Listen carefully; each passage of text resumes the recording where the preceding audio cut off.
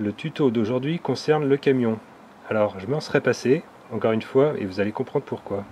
Voilà, pendant que j'étais en congé, quelques indélicats ont décidé de m'emprunter définitivement le treuil du camion. Alors, au moins j'ai envie de dire, ils n'ont pas coupé les fils trop comme des barbares, donc je vais pouvoir rebrancher les fils tels quels, sachant que j'ai racheté un treuil de modèle équivalent, en tout cas je pense compatible. Donc vous comprenez bien que le tuto ça va être un petit peu spécial puisqu'il y a une partie qui est déjà installée et l'autre que je vais installer, des choses qui étaient déjà faites, mais néanmoins dans le tuto il y aura aussi une partie où trouver un treuil, puisque c'est quand même quelque chose qui peut être très cher, et globalement des conseils d'installation. Bon, je vais déjà commencer par faire un petit coup de propre là sur la zone parce que j'aime pas bosser dans la crasse. Alors voici le treuil neuf, donc comme vous l'aurez compris je l'ai commandé sur internet. En fait, moi personnellement, c'est ce que j'avais fait déjà pour l'ancien treuil et donc pour celui-ci. Je l'ai acheté sur eBay parce que c'est là qu'on a les meilleurs prix. Le rapport qualité-prix, je trouvais bon. Quand on essaie d'acheter sur le bon coin, des fois on a tout simplement des gens qui ont acheté sur eBay puis ils s'en servent 2 minutes, on va dire, et ils revendent, donc c'est pas forcément génial. On paye plus cher pour la même chose. Ou bien vous avez des vendeurs traditionnels qui ont des prix voilà, traditionnels. Et bon. Quand on cherche un bon rapport qualité-prix, moi je recommanderais bien eBay.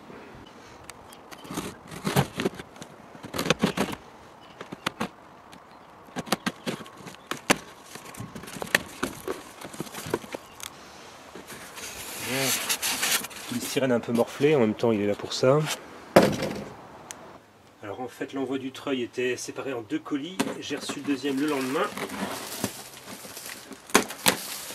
Le carton est resté un peu sous la pluie, donc ça c'est pas génial. C'était une livraison sans signature, donc ça c'est pas top.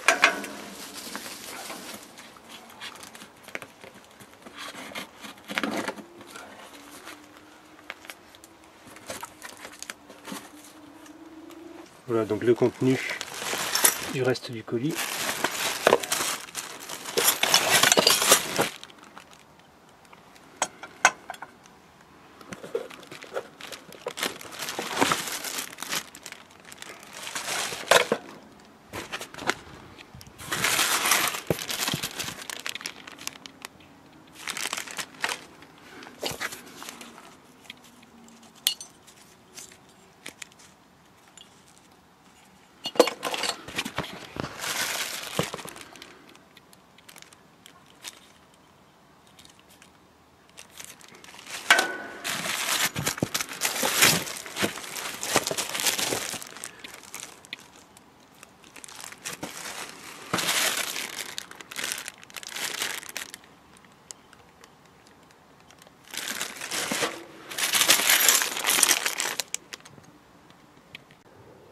Ici on voit les trous de fixation de mon ancien treuil.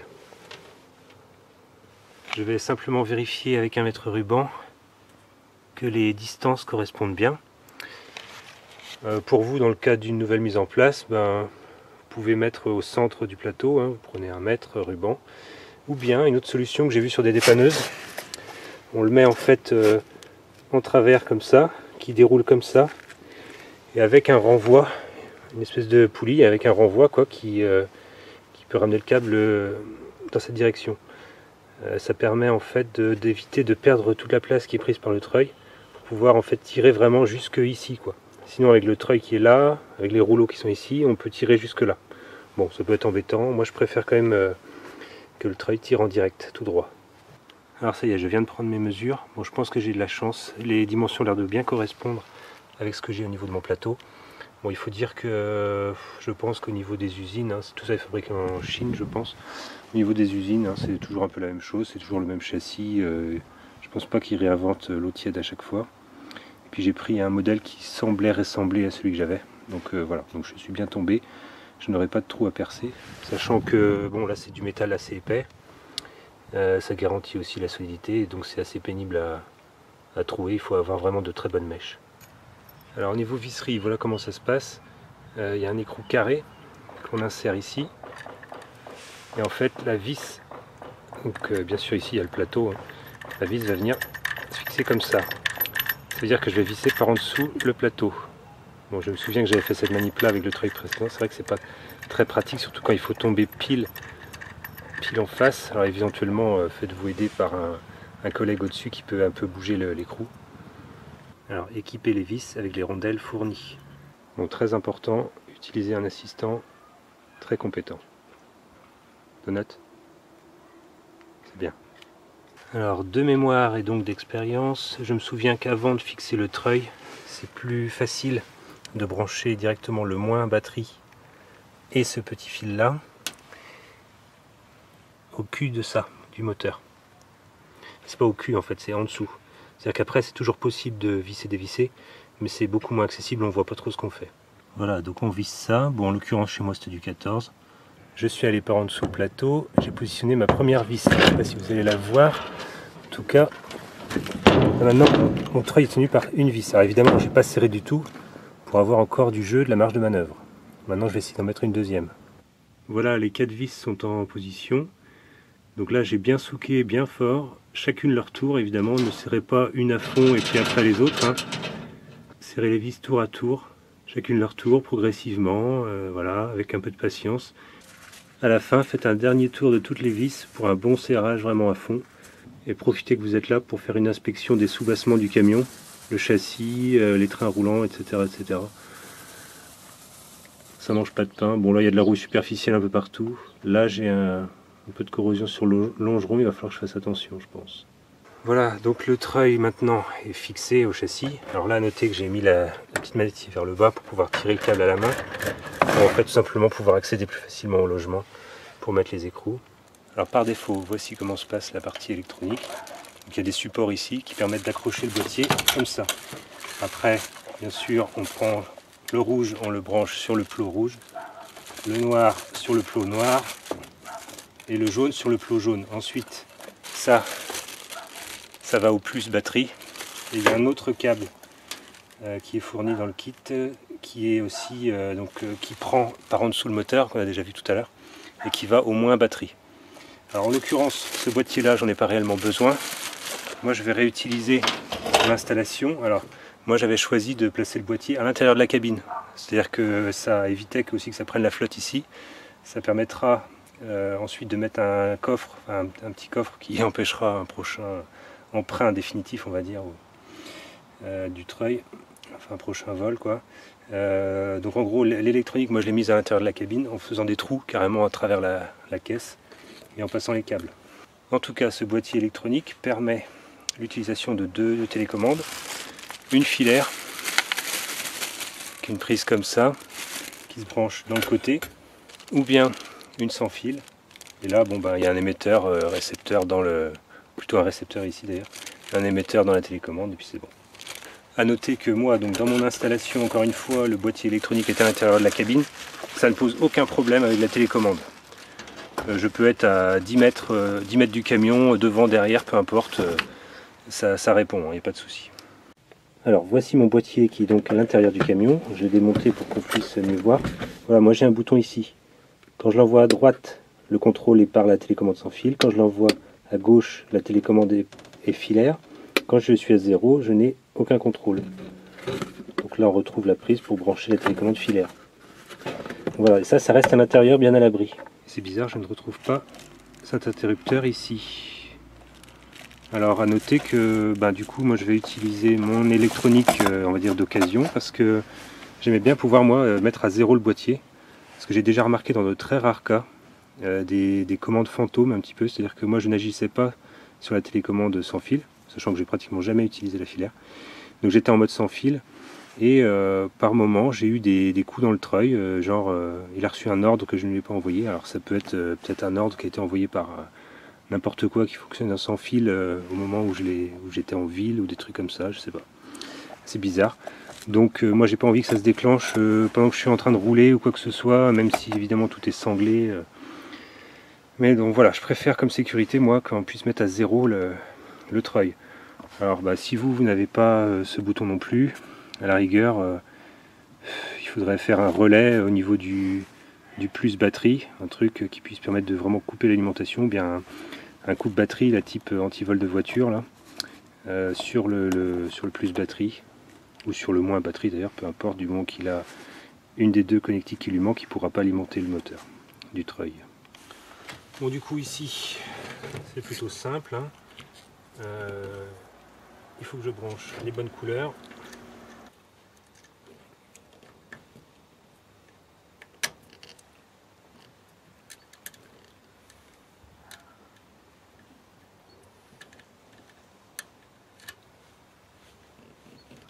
Bon, faites en sorte que les câbles ne se gênent pas, hein. Laissez des espaces et procédez au serrage. Voilà, une fois que c'est bien serré, faites en sorte que les caoutchoucs protègent bien la connectique. Il ne faudrait pas que de l'oxydation aille à ce niveau-là. Ça perturberait le fonctionnement évidemment du treuil. Alors petit test rapide pour voir si ma connectique est bonne. Donc je vais faire un coup de in pour rentrer du câble.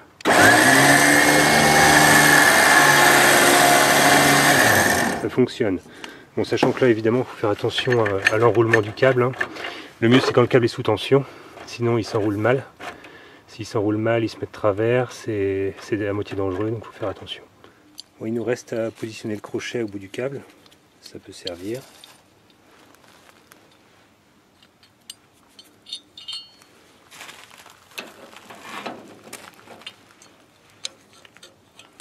Bon, il n'y a rien de sorcier, hein. Mais là j'avoue que la petite goupille me paraît un peu camelote. Je pense que je remplacerai par du plus costaud quand même ça. Parce que... Bon, même si évidemment l'effort se produit ici, il ne se produit pas là, mais enfin bon quand même. Alors moi en ce qui me concerne, évidemment toute cette partie électronique ne m'intéresse pas, puisqu'on a bien vu que mon électronique qui me restait permettait de piloter le treuil. Si ce lot vous intéresse, bah, n'hésitez pas à me contacter, moi je peux vous le revendre, il n'y a pas de problème. Bon, il y aura ce bazar là que j'aurais pas installé, en tout cas pas ce soir. Il faut savoir qu'avec l'autre treuil je ne l'avais jamais mis. Bon, il m'a pas vraiment manqué, hein. Ça n'empêche pas de faire le boulot. Donc celui-là je vais le mettre de côté. Autre point que je voulais soulever dans l'utilisation d'un treuil comme ça qui est branché sur la batterie du camion en direct, c'est que ça tire beaucoup d'électricité, ça tire beaucoup de jus, donc moi je fais toujours moteur tournant. C'est-à-dire qu'autrement, la blague que vous pouvez avoir, c'est vous utilisez votre treuil, vous renroulez du câble, même vous le déroulez, hein, assez longtemps, et en fait après bah, vous n'avez plus assez de batterie pour démarrer. Donc c'est un peu con. Résultat, moi je fais toujours ça moteur tournant.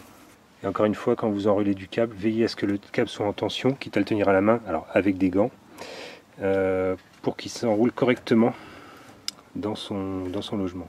Et si vous avez besoin de dérouler du câble pour aller chercher quelque chose de très loin et que vous ne voulez pas le faire au moteur, vous pouvez encore une fois le débrayer ici. Et là vous sortez du câble à la main, comme ça très facilement.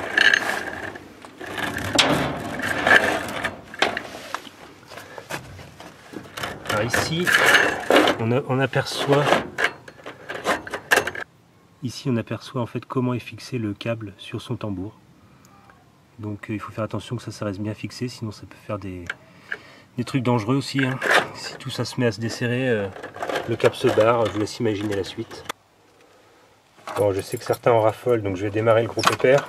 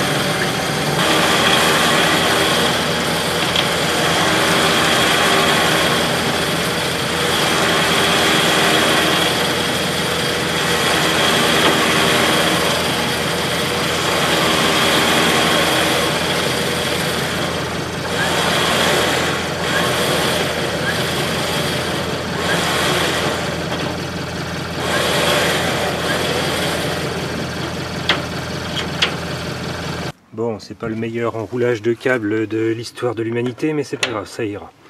Alors, pour la petite histoire, donc, c'est un treuil qui est capable de tirer pratiquement 6 tonnes, sachant qu'il ne tirera jamais 6 tonnes, mais bon, c'est comme toujours, il vaut mieux que ça puisse tirer un petit peu plus que ce dont on a besoin, comme ça au moins on est tranquille. Alors,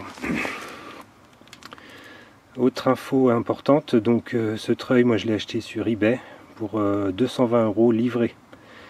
Honnêtement, j'ai pas réussi à trouver aussi bon marché, même sur le Bon Coin ou sur des revendeurs locaux, même du déstockage, du n'importe quoi.